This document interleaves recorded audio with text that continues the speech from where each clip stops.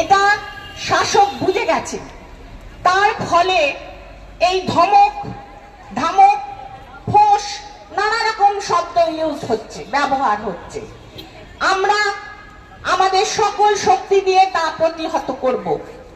মনে রাখবেন, এটা শুধু ধর্ষণের ঘটনা নয়।